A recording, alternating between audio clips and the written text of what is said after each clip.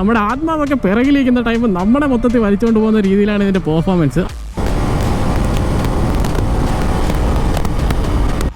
Hi hello സൂലിയോ, എല്ലാവർക്കും പുതിയൊരു വീഡിയോയിലേക്ക് സ്വാഗതം. ഇന്ന് നമ്മുടെ കൂടെ ഉള്ളത് ഏറ്റവും ലേറ്റസ്റ്റ് ആയിട്ടുള്ള 2025 KTMൻ്റെ ഡ്യൂക്ക് 390 ആണ്. അപ്പം നമുക്ക് ഒട്ടും സമയം കളയാതെ ബൈക്കിൻ്റെ വിശേഷങ്ങളിലോട്ട് കടന്നാലോ. ആദ്യം തന്നെ കാണാൻ സാധിക്കുന്നുണ്ടല്ലോ, ഏറ്റവും ലേറ്റസ്റ്റ് ആയിട്ടുള്ള പെയിൻറ്റ് ഫിനിഷാണ് നമ്മുടെ കൂടെ ഇരിക്കുന്നത്. ഒരു glossy black kind of paint finish. കാണാനൊക്കെ പഴയതുപോലെ തന്നെയാണ്. ആ പ്രീമിയംനെസ് ഇപ്പോഴും ഫീൽ ചെയ്യുന്നുണ്ട്. എസ്പെഷ്യലി ഈ സ്റ്റിക്കറിൻ്റെ മുകളിലുള്ള ക്ലിയർ കോട്ടൊക്കെ കുറച്ചുകൂടി ഒരു പ്രീമിയം ഫിനിഷ് കൊടുക്കുന്നുണ്ട് നമുക്ക് ഈ KTMൻ്റെ ഡ്യൂക്ക് 390 പെയിൻറ്റ് ക്വാളിറ്റി എനിക്ക് അത്യാവശ്യം നല്ല ഇഷ്ടപ്പെട്ടു കേട്ടോ. നമുക്ക് എന്തായാലും ഫ്രണ്ടിൽ നിന്ന് സ്റ്റാർട്ട് ചെയ്യാം. ഫ്രണ്ടിലോട്ട് നോക്കുമ്പോൾ ഡ്യുവൽ സ്ട്രിപ്പ് ലൈറ്റ് വരുന്ന പോലെ DRL കാണാൻ ഒരു അതിഭീകര ലുക്കാണ്. More kind of angry kind of ലുക്കാണ് ഫ്രണ്ട് സൈഡിൽ നിന്ന് വരുന്നത്. അതിൻ്റെ അകത്തോട്ട് കാണാമല്ലോ LED ഹെഡ്ലൈറ്റ്സ് ആണ് വരുന്നത്. LED ഹെഡ്ലൈറ്റ്സ് ആയതുകൊണ്ട് തന്നെ അത്യാവശ്യം നല്ലൊരു വിസിബിലിറ്റി നമുക്ക് ഈ ഒരു KTMൻ്റെ ഡ്യൂക്ക് 390 കിട്ടുന്നുണ്ട്. പിന്നെ വരുന്നത് LED ഇൻഡിക്കേറ്റേഴ്സ് ആണ്. റിയർ സൈഡിലോട്ട് നോക്കുമ്പോൾ LED tail session LED tail ലൈറ്റ്സും ആണ് വരുന്നത്. കംപ്ലീറ്റ്ലി LED ആയതുകൊണ്ട് തന്നെ ലൈറ്റിങ്ങിൻ്റെ കാര്യത്തിൽ അത്യാവശ്യം നല്ലൊരു പ്രീമിയം ക്വാളിറ്റി ഫീൽ ചെയ്യുന്നുണ്ട്. എസ്പെഷ്യലി DRL കാണാൻ നല്ലൊരു പ്രീമിയം ഫിനിഷ് ഫീൽ ചെയ്യുന്നുണ്ട്. മോർ ദാൻ ഒരു 390 ആണ് ഇതിൻ്റെ ഫ്രണ്ട് സെഷനിൽ നിന്ന് കാണുമ്പോൾ നമുക്ക് തോന്നുന്നത്. നമുക്ക് എന്തായാലും ഇതിൻ്റെ മെയിൻ എസൻസിൽ നിന്ന് സ്റ്റാർട്ട് ചെയ്യാം. ഇതിൻ്റെ മെയിൻ എസൻസ് എന്ന് പറയുമ്പോൾ ഇതിൻ്റെ എഞ്ചിൻ തന്നെയാണല്ലോ. ഇതിൻ്റെ എഞ്ചിൻ വരുന്നത് ഒരു 398.63 cc single cylinder liquid cooled ആയിട്ടുള്ള എഞ്ചിനാണ്. ഈ ഒരു ബ്രൂട്ടൽ എഞ്ചിൻ തന്നെയാണ് കേട്ടോ. പഴയ 373 cc എഞ്ചിൻ തന്നെ പവർഫുൾ ആണ്. നമ്മളെ തന്നെ പേടിപ്പിക്കുന്ന രീതിയിലുള്ള എഞ്ചിനാണ്. അപ്പോൾ കുറച്ചുകൂടി പവർ കൊണ്ടുവന്നാണ് ഇത്തവണ ഡ്യൂക്ക് 390 വരുന്നത്. അതായത് ഒരു പ്രോപ്പർ അഡ്രിനൽ റഷൊക്കെയാണ് നമുക്ക് ഈ ഒരു KTMൻ്റെ ഡ്യൂക്ക് 390 കിട്ടുന്നത്. ഇതിൻ്റെ പവർ ഫിഗേഴ്സിനെ പറ്റി നോക്കുമ്പോൾ ഒരു 46 PS പവറും ഒരു 39 Nm ഓഫ് ടോർക്കുമാണ് ഈ ഒരു ബ്രൂട്ടൽ എഞ്ചിന് പ്രൊഡ്യൂസ് ചെയ്യാൻ സാധിക്കുന്നത്. One of the negative KTM Duke 390 ഏറ്റവും കൂടുതൽ പറഞ്ഞുകൊണ്ടിരുന്നതാണ് ഇതിൻ്റെ ഹീറ്റിംഗ്. ഇത്തവണ KTM ഇതിൽ കൊടുത്തേക്കുന്നത് ലൈക്ക് ഒരു ഡ്യുവൽ ഫാൻ സിസ്റ്റമാണ്. ഒരു കേർവ്ഡ് ആയിട്ടുള്ള കൂളിംഗ് ഒരു റേഡിയേറ്ററാണ് കൊടുത്തേക്കുന്നത്. അതുകൊണ്ട് തന്നെ കുറച്ചുകൂടി ഇമ്പ്രൂവ്ഡ് ആയിട്ടുള്ളൊരു കൂളിംഗ് മെക്കാനിസം നമുക്ക് ഇത്തവണ കിട്ടുന്നുണ്ട്.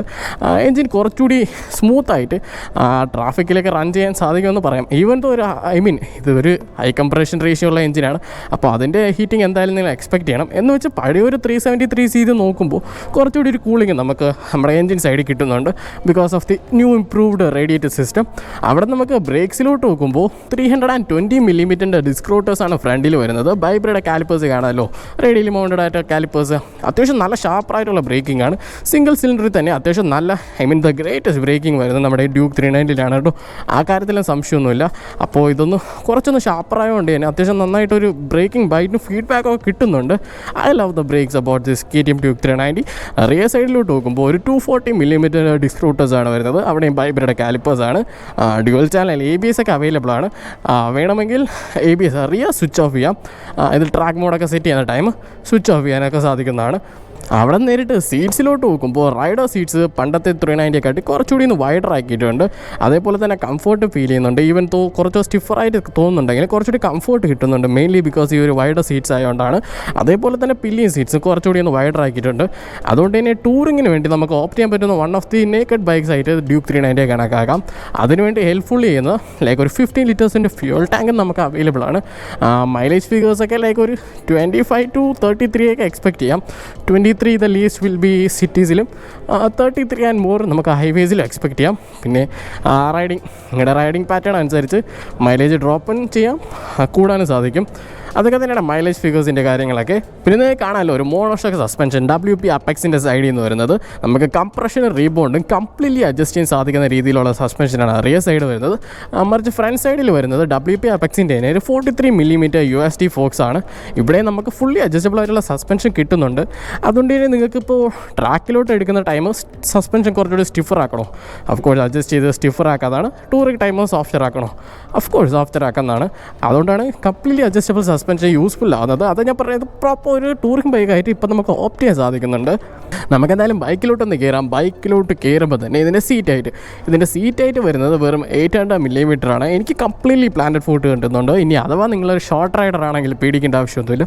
നിങ്ങൾക്ക് ഇതേപോലെ കംപ്ലീറ്റ്ലി പ്ലാന്റഡ് ഫുഡ് കിട്ടുന്നുണ്ട്. ബിക്കോസ് അതേപോലെ ഷോർട്ടായിട്ടുള്ളൊരു ബൈക്കാണ്.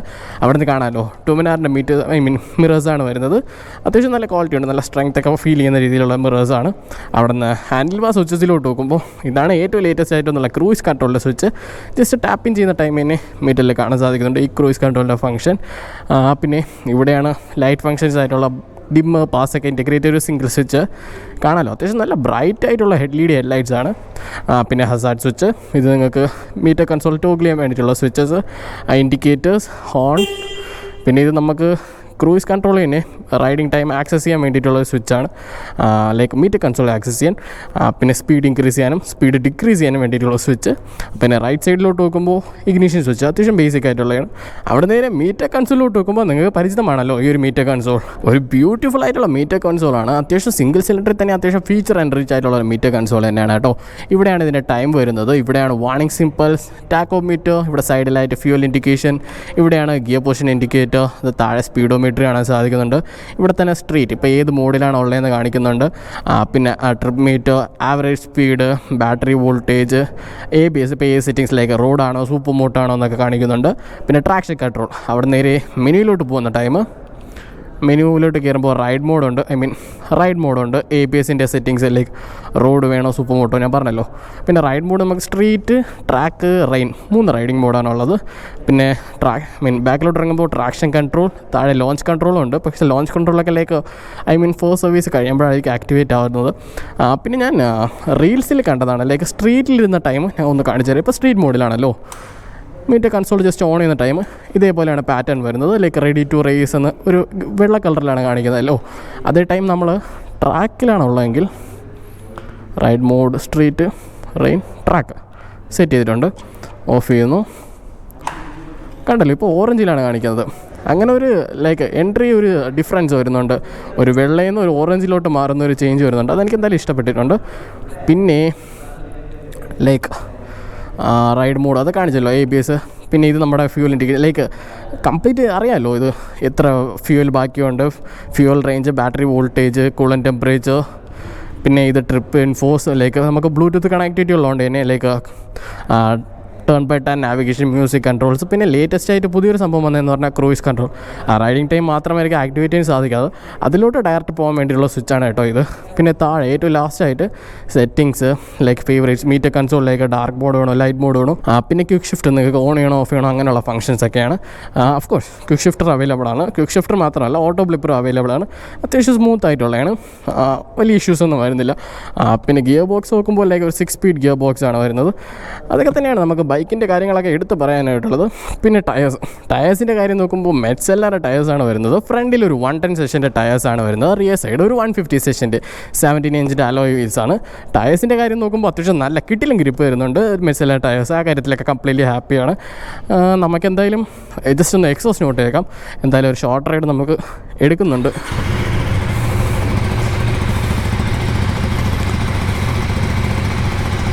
എക്സോസ്റ്റ് നോട്ട് പഴയതിൽ നിന്ന് കുറേ ഡിഫറൻസ് ഉണ്ട്. ചെറിയൊരു വിസ്ലിംഗ് പോലെ കേൾക്കുന്നുണ്ട്.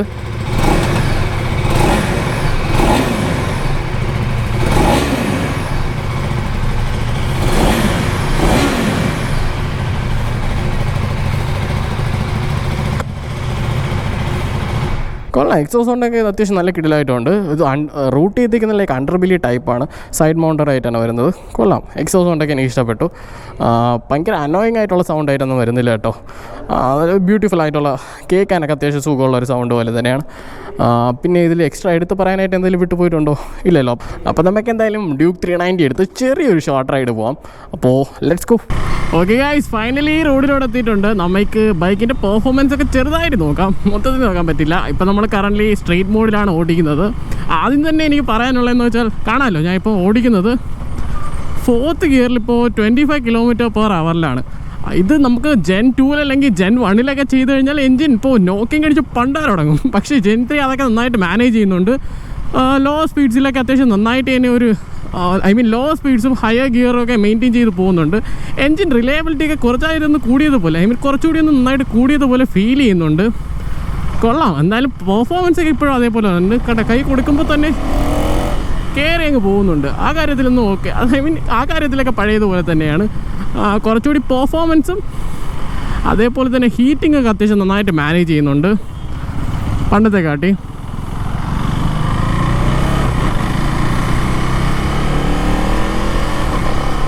ക്വിക്ക് ഷിഫ്റ്റ് ചെറിയൊരു ജേർക്ക് ഫീൽ വരുന്നുണ്ട്. ഞാൻ ഓൾറെഡി ഇപ്പോൾ അഡ്വഞ്ചർ എക്സും അഡ്വഞ്ചർ എസും ടെസ്റ്റ് ഡ്രൈവ് ചെയ്തായിരുന്നു. പക്ഷേ അതിൽ ക്വിക്ക് ഷിഫ്റ്റർ കുറച്ചുകൂടി നന്നായിരുന്നു, കുറച്ചുകൂടി സ്മൂത്തറായിട്ട് ഫീൽ ചെയ്യുന്നുണ്ട് ഇപ്പോൾ ഇതിലോടിക്കുന്ന ക്വിക്ക് ഷിഫ്റ്റർ വെച്ച്. ഇത് പിന്നെ പഴയ വേർഷനാണ്, ഐ മീൻ ക്രൂയിസ് കൺട്രോൾ വരാത്ത വേർഷനാണ്. പുതിയ മോഡലിലാണ് ക്രൂയിസ് കൺട്രോൾ വരുന്നത്. മേ ബി അതിൽ കുറച്ചുകൂടി നന്നായിട്ടുള്ള ഒരു നല്ലൊരു സ്മൂത്ത് ക്വിക്ക് ഷിഫ്റ്റർ കിട്ടുമായിരിക്കും. പക്ഷേ ഇതിൽ കുറച്ചുകൂടി നല്ലൊരു ക്വിക്ക് ഷിഫ്റ്റർ കിട്ടിയിരുന്നെങ്കിൽ ഓക്കെ ആയിരുന്നേ. ഓക്കെ, ഓപ്പൺ റോഡ്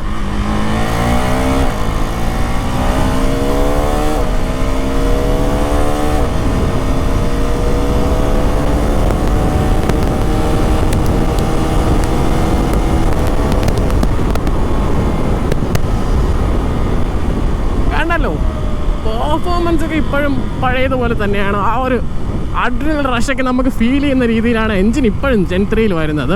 പിന്നെ കൂളിംഗ് ഞാൻ പറഞ്ഞിരുന്നല്ലോ, റേഡിയേറ്റർ കുറച്ചുകൂടി നല്ല ഇമ്പ്രൂവ്ഡ് ആക്കി ഒരു കേർവ്ഡ് ആയിട്ടുള്ള റേഡിയേറ്ററാണ് ഇത്തവണ യൂസ് ചെയ്തേക്കുന്നത്. ഒരു ഡ്യുവൽ ഫാൻ സെറ്റപ്പും ഉണ്ട്. അതുകൊണ്ട് തന്നെ ട്രാഫിക്കിലൊക്കെ പോകുന്ന ടൈം കുറച്ചുകൂടി ഒരു കൂളിംഗ് നമുക്ക് എക്സ്പെക്ട് ചെയ്യാം. ഇപ്പോൾ ഓൾറെഡി പഴയ 390 ഒക്കെയാണ് ഓടിക്കുന്നുണ്ടെങ്കിൽ ഇങ്ങനെ ഓടിച്ച് ഇവിടെ കൊണ്ട് നിർത്ത ടൈം ചെയ്യുന്ന ഫാനൊക്കെ ജസ്റ്റ് ഓണായി അതിലേക്ക് ഒരു പ്ലെയിനൊക്കെ പോകുന്ന രീതിയിലായേനെ. പക്ഷേ അതൊക്കെ കുറച്ചുകൂടി നന്നായിട്ട് മാനേജ് ചെയ്യുന്നുണ്ട്, ഹീറ്റിങ്ങും കാര്യങ്ങളൊക്കെ. പിന്നെ വൈബ്രേഷൻ്റെ കാര്യം നോക്കുമ്പോൾ ഒരു ജെൻ 1ഉം ജെൻ 2 കമ്പയർ ചെയ്യുമ്പോൾ വൈബ്രേഷൻ നന്നായിട്ട് കുറഞ്ഞിട്ടുണ്ട്. ഹാൻഡിൽ ബാസിലായാലും ഫുഡ് പെക്സിലായാലും അത്യാവശ്യം വൈബ്രേഷൻ ഉണ്ട്. എന്നാൽ കൂടി ആ ജെൻ 1ഉം ജെൻ 2 പോലെയൊന്നും വൈബ്രേറ്റ് ചെയ്യുന്നില്ല. അഫ്കോഴ്സ് ഇതൊരു പവർഫുൾ ആയിട്ടുള്ളൊരു എഞ്ചിനാണ് താഴെ തന്നെ ഇരിക്കുന്നത്. ഒരു 398 cc സിംഗിൾ സിലിണ്ടർ, ഒരു ഹൈ കംപ്രഷൻ ആയിട്ടുള്ള എഞ്ചിൻ. അപ്പോൾ വൈബ്രേഷൻസ് ഒക്കെ എന്തായാലും എക്സ്പെക്ട് ചെയ്യണം. പക്ഷേ കമ്പാരിറ്റീവ്ലി നല്ല കുറഞ്ഞിട്ടുണ്ട്. ആ ഒരു കാര്യത്തിലൊക്കെ ഹാപ്പിയാണ്. പിന്നെ ഹാൻഡിൽ ബാസ് കുറച്ചൊന്ന് ഷോർട്ടായ പോലെ, പക്ഷേ കൊള്ളാം. അത് കുറച്ചുകൂടി ഒന്ന് ഒരു സ്പോർട്ടി ഫീൽ തരുന്നുണ്ട്. പിന്നെ എർഗണോമിക്സ് നോക്കുമ്പോൾ ഫുഡ് പെക്സ് ഒക്കെ ചെറുതായിട്ടൊന്ന് റിയർ സെറ്റാണ്, ഒരു സ്പോർട്ടി ഫീൽ കൊടുക്കുന്ന രീതിയിൽ. പിന്നെ ഹാൻഡിൽ ബാസിലായാലും കുറച്ചൊന്ന് പൊടിക്ക് ഫ്രണ്ടിലോട്ട് നിൽക്കുന്ന രീതിയിലാണ് ഹാൻഡിൽ ബാസ് വരുന്നത്. കൊള്ളാം. പിന്നെ മൈലേജ് ഫിഗേഴ്സൊക്കെ ചെക്ക് ചെയ്യുമ്പോൾ മൈലേജ് ഫിഗേഴ്സ് ഇപ്പോൾ പറയുന്നതിലേക്ക് ഇങ്ങനെയൊക്കെയാണ്, ലൈക്ക് ഒരു 5th ഗിയറിൽ ഇങ്ങനെയൊക്കെയാണ് പോകുന്നുണ്ടെങ്കിൽ ഒരു 30+, ഒരു 33, 35 വരെയൊക്കെ മൈലേജ് കിട്ടുമായിരിക്കും. പിന്നെ നമ്മൾ കുറച്ചൊന്ന് പൊളിച്ചാണ് ഓടിക്കുന്നുണ്ടെങ്കിൽ മൈലേജ് ഒന്ന് ഡ്രോപ്പ് ചെയ്തിലേക്ക് ഒരു 25, 23 വരെയൊക്കെ പോകാനും ചാൻസ് ഉണ്ട്. ബിക്കോസ് അതേപോലെ തന്നെ കേപ്പബിൾ ആയിട്ടുള്ള എഞ്ചിനാണ്, നല്ല പെർഫോമൻസ് പ്രൊഡ്യൂസ് ചെയ്യാൻ സാധിക്കും സിംഗിൾ സിലിണ്ടറിൽ തന്നെ. ആ കാര്യത്തിലൊന്നും സംശയമേ ഇല്ല. പിന്നെ പഴയ വേർഷൻസ് വെച്ച് നോക്കുമ്പോൾ ഇതിൻ്റെ അലോയ്സിലൊക്കെ കംപ്ലീറ്റ് ഡിസൈൻ ചേഞ്ച് കൊണ്ടുവന്നിട്ടുണ്ട്. എന്നാൽ കൂടി ഇതിൻ്റെ അലോയ്സ് ഡിസ്ക് റോട്ടേഴ്സൊക്കെ ചേഞ്ച് ചെയ്തിട്ടുണ്ട്. അതുകൊണ്ടൊക്കെ തന്നെ ഇപ്പോൾ വീൽസിൽ കംപ്ലീറ്റ് ഒരു റൊട്ടേഷൻ മാസ് കംപ്ലീറ്റ്ലി കുറവായിരുന്നുകൊണ്ട് തന്നെ നമുക്ക് കുറച്ചുകൂടി അജൈലായിട്ടുണ്ട്, കുറച്ചുകൂടി ഈസി ആയിട്ട് ഫ്ലിക്ക് ചെയ്തെടുത്തുകൊണ്ട് പോകാൻ പറ്റുന്ന രീതിയിലാണ് ഇപ്പോൾ നമുക്ക് 390 ഫീൽ ചെയ്യുന്നത്. കുറേ കൂടെ പെപ്പി ആയിട്ടുണ്ട്. കൊള്ളാം കേട്ടോ.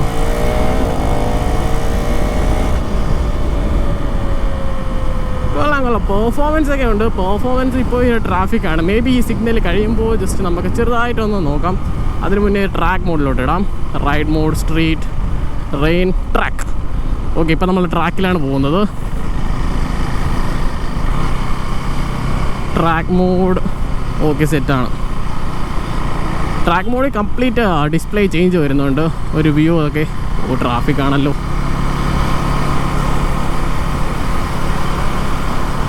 കുഴപ്പമില്ല, ട്രാഫിക്കിലായാലും പറഞ്ഞില്ലേ, ഒരു ലോവർ സ്പീഡ്സിൽ ഹയർ ഗിയേഴ്സൊക്കെ ഓക്കെയാണ്, കുഴപ്പമില്ലാതെ പോകുന്നുണ്ട്. നല്ല ട്രാഫിക്കാണല്ലോ.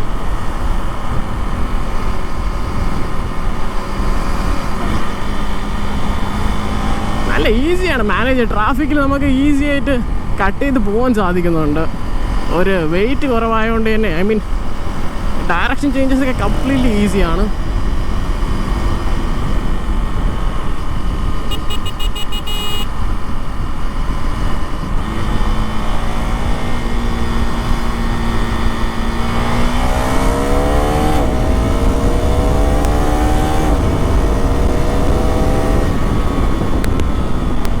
ബ്രേക്കിംഗ് അതിഭീകര ബ്രേക്കിംഗ് ആണ്, ഒരു രക്ഷയില്ല. നല്ലൊരു ഷാർപ്പായിട്ടുള്ള ബ്രേക്കിംഗ് ആണ്. ABSൻ്റെ ഇൻ്റർവെൻഷൻസ് ഒന്നും ഭയങ്കര ഏർലി ആയിട്ട് കിക്കിങ് ചെയ്യുന്നില്ല. അതുകൊണ്ട് തന്നെ പ്രോപ്പർ ഒരു കിട്ടിലും ഫീഡ്ബാക്ക് കിട്ടുന്നുണ്ട് ബ്രേക്കിൻ്റെ സൈഡിൽ നിന്ന്. പിന്നെ ഫ്രണ്ട് ബ്രേക്സ് മാത്രമാണ് ഞാൻ ഇതുവരെ യൂസ് ചെയ്തത്. റിയർ ബ്രേക്സ് തൊട്ടിട്ട് കൂടിയില്ല. ബിക്കോസ് അത്ര നല്ല ഗംഭീരമായ ബ്രേക്കിംഗ് ആണ് ഫ്രണ്ട് സൈഡിൽ നിന്ന് തന്നെ വരുന്നത്. നമുക്ക് എന്തായാലും ഇവിടെ നിന്നൊരു യൂ ടേൺ എടുക്കാം. പോന്നോ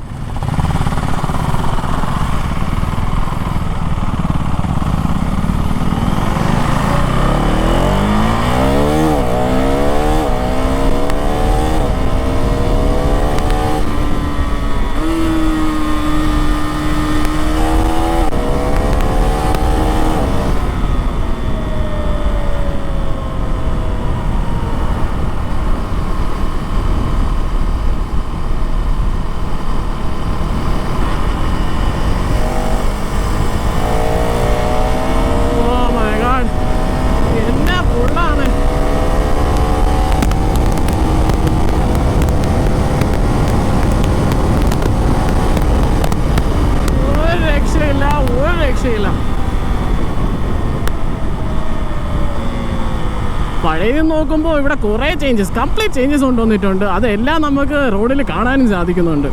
കൊള്ളാം. പുതിയ KTMൻ്റെ ഡ്യൂക്ക് 390 ഒരു രക്ഷയില്ലെന്ന് വെച്ചാൽ ഒരു രക്ഷയില്ല.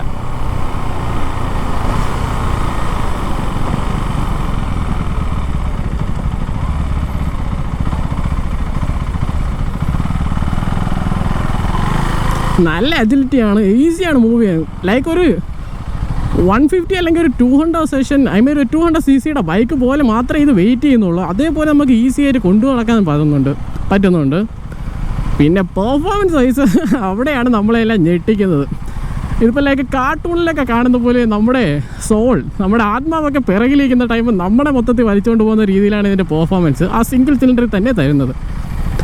390 ഇപ്പോഴും ഒരു 390 തന്നെ, ആ കാര്യത്തിലൊന്നും ഒരു സംശയമില്ല കേട്ടോ.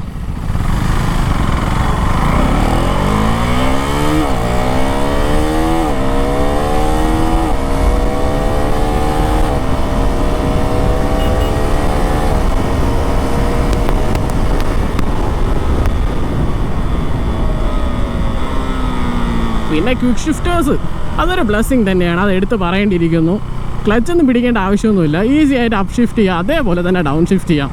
ഞാൻ ഒരു മിസ്റ്റേക്ക് പറഞ്ഞായിരുന്നു, ഇവിടെ ഒരു എക്സ്ട്രാ ബട്ടൺസ് വരുന്നില്ലേ പുതിയൊരു ഡ്യൂക്ക് 390. അത് നമ്മുടെ റൈഡിങ് മോഡ് ഈസി ആയിട്ട് ആക്സസ് ചെയ്യാനായിരിക്കും. ഇപ്പോൾ കറൻ്റ്ലി കണ്ടില്ലേ, നമ്മൾ റൈഡിങ് മോഡ് ചേഞ്ച് ചെയ്യണമെങ്കിലേക്ക് കയറി വന്നായിരിക്കും ടൈം മോഡൊക്കെ റൈഡിങ് മോഡൊക്കെ ചേഞ്ച് ചെയ്യാം. അപ്പോൾ അതിനുവേണ്ടി ഈസിലി ആക്സസിബിൾ ആക്കാൻ വേണ്ടിയിട്ടാണ് ഇവിടെ ഒരു എക്സ്ട്രാ സ്വിച്ച് പുതിയ KTM ഡ്യൂക്ക് 390 കൊണ്ടുവന്നിട്ടുള്ളത്. അത് കുറച്ചുകൂടി യൂസ്ഫുൾ ആവുന്നുണ്ട്. പെട്ടെന്ന് തന്നെ മീറ്റർ കൺസോളിൽ കയറി നമുക്ക് റൈഡിംഗ് മോഡ് ചേഞ്ച് ചെയ്യാമല്ലോ. ഇപ്പോൾ തന്നെ നിങ്ങൾ കണ്ടായിരുന്നില്ലേ, ഞാൻ കുറച്ച് മുന്നേ റൈഡിംഗ് മോഡ് ചേഞ്ച് ചെയ്യാൻ വേണ്ടി മീറ്റർ കൺസോൾ മെനുവിൽ കയറി വീണ്ടും റൈഡ് മോഡ് കയറി അങ്ങനെയാണ് ചേഞ്ച് ചെയ്യാൻ കുറച്ചുകൂടി ആക്സസിബിൾ ആക്കുന്ന രീതിയിൽ അങ്ങനെ ഒരു സ്വിച്ച് കൊണ്ടുവന്നുകൊണ്ട് നല്ല ഈസി ആയിരിക്കുന്നുണ്ട്. നല്ലൊരു കാര്യമാണ് KTM ചെയ്തത്. പിന്നെ ഇതിൽ പറയാനായിട്ടുള്ള എന്താ വൈബ്രേഷൻസ് ഞാൻ നേരത്തെ പറഞ്ഞതുപോലെ തന്നെയാണ്. മിനിമലായിട്ടുള്ള വൈബ്രേഷൻ എന്തായാലും നിങ്ങൾ എക്സ്പെക്ട് ചെയ്യണം, ബിക്കോസ് അതേപോലെയുള്ള പവർഫുൾ എൻജിനാണ്. പഴയതുമായിട്ട് കമ്പയർ ചെയ്യുമ്പോൾ അത്യാവശ്യം നല്ല വൈബ്രേഷൻസ് കുറവുണ്ട്. പിന്നെ ഈ ഒരു ബൈക്കിൻ്റെ പ്രൈസിങ്ങിന് ഇപ്പോൾ എന്തായാലും പ്രൈസിങ്ങിൻ്റെ ഡീറ്റെയിൽസ് ഞാൻ ഇപ്പോൾ ഉടനെ തന്നെ പറയാം. ഇതേപോലത്തെ ഒരു പവർഫുൾ ആയിട്ടുള്ള ബൈക്ക്, അതേപോലെ ഫീച്ചേഴ്സ് എൻറിച്ച് ആയിട്ടുള്ള ഒരു ബൈക്കും കൂടെ ഈ ഒരു പ്രൈസ് പോയിന്റ് കിട്ടുന്നത് തന്നെ ഒരു നല്ല കാര്യമാണ്. അപ്പോൾ എന്തായാലും നല്ലൊരു ഡീല് തന്നെയാണ് നമുക്ക് ഈ ഒരു KTMൻ്റെ ഡ്യൂക്ക് 390. പിന്നെ ഇതിപ്പോൾ കറൻ്റ്ലി എൻ്റെ ഫ്രണ്ടിൻ്റെ ബൈക്കാണ് എന്തായാലും 390യുടെ വീഡിയോ ചെയ്യുന്നത്. അപ്പോൾ ഇതുകൂടെ ഒരു ഇൻക്ലൂഡ് ചെയ്യാമെന്ന് വിചാരിച്ചു. നമ്മളെന്തായാലും കഴക്കൂട്ടം KTMലോട്ട് തന്നെ തിരിച്ച് വന്നിട്ടുണ്ട്. ആ ബൈക്കിൻ്റെ പ്രൈസ് ഡീറ്റെയിൽസ് കൂടെ എന്തായാലും ഞാൻ പറഞ്ഞേക്കാം. നമുക്കെന്തായാലും ബൈക്കിൻ്റെ നമ്മുടെ പുതിയ ലേറ്റസ്റ്റ് ക്വിക്ക് ഷിഫ്റ്ററൊക്കെ വന്നേ ബൈക്കിൻ്റെ ജസ്റ്റ് പ്രൈസ് ആൻഡ് ഡീറ്റെയിൽസ് നോക്കാം. ഇവിടെ വരുമ്പോൾ തന്നെ ഒരു 250 ഇവിടെ ഇരിപ്പുണ്ടല്ലോ, പുതിയതാണ്. പുതിയ 390 കണ്ടുവന്ന മീറ്റർ കൺസോളൊക്കെ ഉള്ളത് കൊള്ളാമല്ലോ. നമ്മളിപ്പോൾ പറഞ്ഞു വന്ന ഡീറ്റെയിൽസ് എന്ന് പറയുമ്പോൾ നമ്മുടെ KTMൻ്റെ ഡ്യൂക്ക് 390 ആണ്. ഇപ്പോൾ ഇതിൻ്റെ പ്രൈസ് വരുന്നത് 4,06,000 ഒരു ഡിസ്കൗണ്ട് വെച്ച് ഇപ്പോൾ കറൻ്റ്ലി ഒരു പ്രൈസ് കൊടുത്തേക്കുന്നത് 3,85,000 3,85,000 റുപ്പീസ്. 3,85,000 റുപ്പീസിന് കംപ്ലീറ്റ്ലി വേർത്തിറ്റ് ആയിട്ടുള്ള ഫീച്ചേഴ്സും ഒരു പ്രോപ്പർ എൻജിനും തരുന്നുണ്ട്. ഹാപ്പി ആയിരിക്കും ഈ ഒരു ബൈക്കിന് 3,85,000. പിന്നെ ഈ ബൈക്ക് അല്ലാതെ ഇവിടെ അഡ്വഞ്ചർ 390X ഉണ്ട്, 200 ഉണ്ട്, 250 ഉണ്ട്, ഓൾഡ് 390, അതായത് ക്രൂയിസ് കൺട്രോൾ വരാത്ത മോഡൽ. ക്രൂയിസ് കൺട്രോൾ വന്ന മോഡലിൻ്റെയാണ് ഞാൻ പറഞ്ഞത്. Like 3,85,000 rupees. മേ ബി ഇതിന് കുറച്ചുകൂടെ പ്രൈസ് കട്ട് കൊണ്ടുവരുമായിരിക്കും. പിന്നെ ഞാൻ കൊടുത്തേക്കുന്ന നമ്പറിൽ ജസ്റ്റ് ഒന്ന് കോൺടാക്ട് ചെയ്താൽ അത് ഇവിടെ നിന്ന് ഏത് ബൈക്ക് വേണമെങ്കിലും ലൈക്ക് RC 390 ഉണ്ട്, ഏറ്റവും പുതിയ 250 ഉണ്ട്, അഡ്വഞ്ചർ 250 ഉണ്ട്, ഡ്യൂക്ക് 250 ഉണ്ട്, ഏറ്റവും ലേറ്റസ്റ്റ് ആയിട്ടുള്ള 390 ഉണ്ട്, വിത്ത് ക്രൂയിസ് കൺട്രോൾ ഫംഗ്ഷൻ. എന്തിൻ്റെ ഡീറ്റെയിൽസ് വേണമെങ്കിലും ഈ തന്നേക്കുന്ന നമ്പറിൽ കോൺടാക്ട് ചെയ്താൽ മതി കേട്ടോ. അപ്പോൾ അതൊക്കെ തന്നെയായിരുന്നു നമ്മുടെ ഈ ഒരു ചെറിയ വീഡിയോ. എല്ലാവർക്കും ഇഷ്ടപ്പെട്ടെന്ന് വിചാരിക്കുന്നു. അടുത്തൊരു വീഡിയോ കാണാം. Okay, by.